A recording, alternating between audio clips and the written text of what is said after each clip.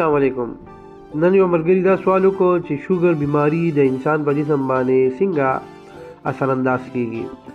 نو د دې سوال ساده الفاظو کې دا جواب دی چې کله انسان جسم ته شوګر ولګي ډایبیټیز نو دغه په وینه کې د شوګر لیول ډیر زیات شي. دغه شوګر د رګونو د کمزورتیا باعث جوړیږي او مختلف ځایونو کې چې کله رګونه کمزوري شي مثلا په سترګو کې کله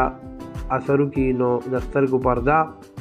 متاثر شي، نظر لاړ شي، چې کله په زړه کې اثر وکړي نو زړه اټیک، په دماغو کې رګونه کمزوري کی، رګونه بند کی، نو فالج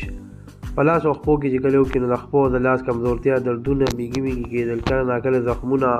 جوړېدل او کله چې ګردې متاثر شي هم دغه طریقه باندې چې د ګردې رګونه کمزوري چې ګردې ته وینه پوره نه ځي نو ورسره ګردې فیل کېږي. د شوګر د علاج او آنلاین کنسلټیشن لپاره زموږ په فیسبوک پیج باندې تاسو رابطه کولی شئ.